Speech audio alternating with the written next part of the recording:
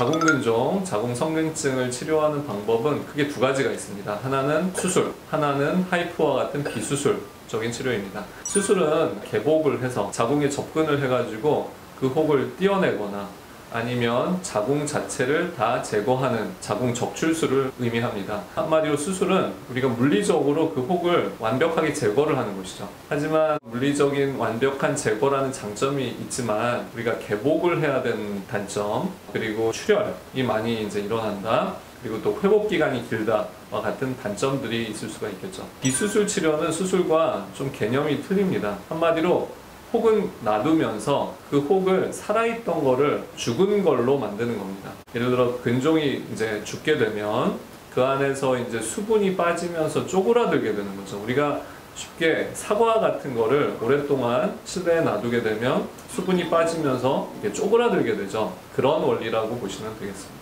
그러면 보통 한 2~3개월 후면 부피가 한 50% 정도로 이제 감소를 하게 되는 게 이제 하이프 치료인데, 그걸로 인해서 자궁 근종으로 인해 생겼던 어떤 생리통이나 생리과다와 같은 증상을 줄어들게 하고, 그다음에 근종의 혹을 줄임으로써 어떤 복부 팽만감이라든지 불편감을 이제 해소하게 되는 치료이죠. 한마디로 수술은 혹을 정말 없애는 거고, 비수술은 혹을 죽여서 줄이는 것이라고 이렇게 보시면 되겠습니다.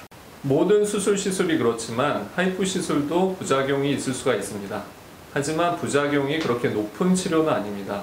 일반적으로 하이프는 크고 작은 부작용을 합해서 약 1%라고 하고, 수술 같은 경우에는 크고 작은 부작용을 합해서 한 3% 내외라고 합니다. 그렇게 치면 한 3분의 1 정도 부작용이 있을 수가 있고, 하지만 수술 같은 경우에는 아주 치명적인 부작용이 있을 수가 있죠. 전신마취 부작용이라든지 우리가 이제 과다출혈로 인한 어떤 문제들, 그리고 감염과 같은 그런 문제들이 있을 수가 있는데, 하이프 같은 경우는 피부에 물집이 좀 생긴다든지 아니면 주의장기에 영향을 줘서 다리 저림이 일정 기간 동안 생긴다든지 아니면 방광이나 장에 손상이 생긴다든지 하는 정도가 되겠습니다. 한마디로 큰 부작용은 별로 없고 부작용률도 상당히 적은 편에 속하는 치료가 되겠습니다.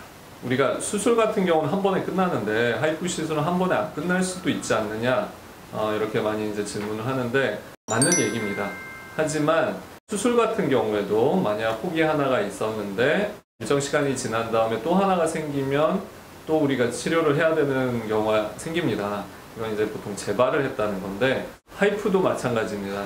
혹 하나를 잘 치료했는데 옆에서 하나가 다시 생겼다. 그럼 우리가 재치료를 해야 될 수가 있죠. 근데 하이프의 어떤 한계점 아니면 어떤 단점이라고 한다면, 기존에 있던 혹 자체가 한 번에 잘 안 죽어서 살아남은 부분이 있어가지고 그 부분을 좀 더 해야 되는 경우가 있는 거죠. 보통은 우리가 한 2~3개월 후에 다시 평가를 해봐가지고 살아남은 부분이 있으면 재치료를 할 수가 있습니다. 하지만 개복을 하는 게 아니라 우리가 외부에서 이렇게 에너지를 쏘는 시술이기 때문에 그렇게 몸에 큰 부담을 주지는 않습니다.